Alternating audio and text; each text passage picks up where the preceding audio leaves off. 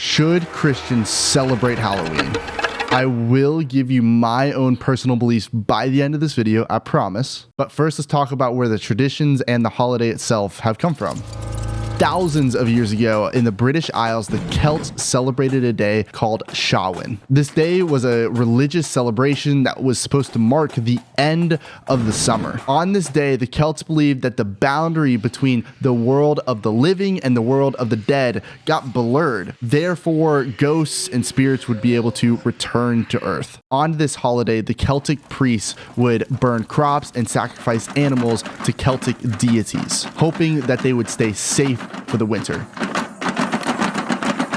And during this celebration event, people would dress up in costumes and try to predict the future and fortune of other people. But the question I was wondering myself is, when did Halloween actually become Halloween? So back in like the 600s, like 1400 years ago, the church eventually changed All Martyrs Day to All Saints Day, which was a day in which we would celebrate all the saints, all those of the faith that had come before us. And this is where we get the word Halloween. See, Halloween is actually the putting together of two different words. Hallow simply just means holy person or holy one, and een is just the way in which you use eve when you put two words together. So it was the eve of the day of the holy person. So Halloween was simply just the day before All Saints Day. Over time, with different cultures merging with one another, specifically in this case Christianity and the Celts, some traditions got mixed together. And because that, we get a little bit more of the picture of why we dress up in costumes and stuff like that on Halloween. But what you really want to know is, what are we as Christians supposed to do in 2022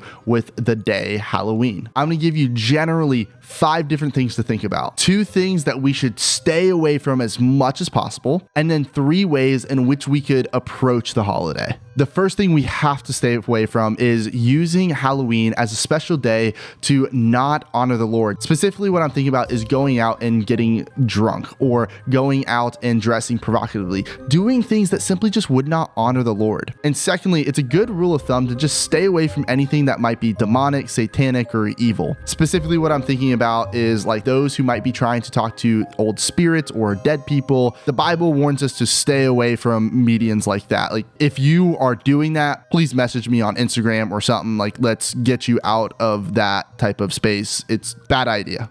Bad idea. Now we got the 2 things that we need to stay away from. Here's 3 ways in which we can approach Halloween. The first way is we can just lock our doors, turn off the lights, and have nothing to do with the holiday. And it's genuinely a thing that Christians do on Halloween because some of the evil things that might be connected to the holiday. Secondly, there are Christians that instead of celebrating Halloween, they celebrate a day called Reformation Day, which is in remembrance of the day in where Martin Luther nailed the 95 Theses to the door of the All Saint Church in Germany. I myself think this is a pretty cool thing to do on the day of Halloween and remind ourselves of the grace God has given to us, because that's kind of the main point of the Reformation, is that we are saved by grace. And then the third way Christians can approach the holiday is to engage the holiday in a very discerning way. Specifically, what I'm thinking about is you can go trick-or-treating and talk to neighbors and people that you wouldn't normally talk to, and use it as a way to build relationships with people. Like, I know there's some churches that do trunk-or-treating, which is just a safe way to do trick-or-treating for people in the community. I think this is an awesome way to build relationships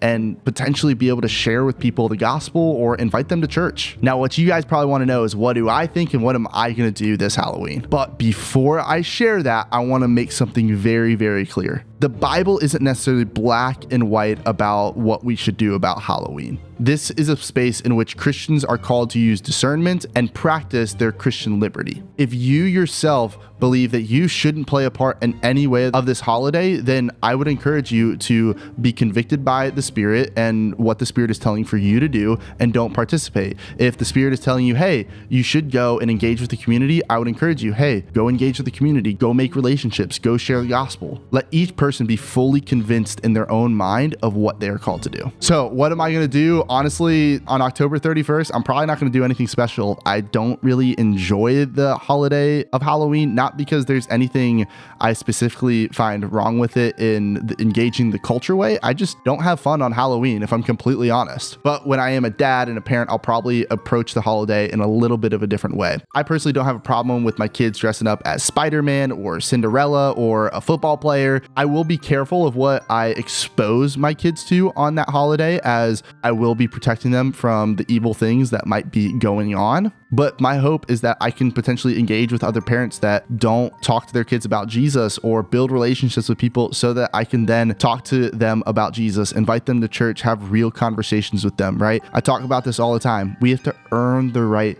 to be heard. And I'm convinced in my mind, how am I supposed to share the gospel with someone if I don't engage with things that they enjoy and won't lead me into sin?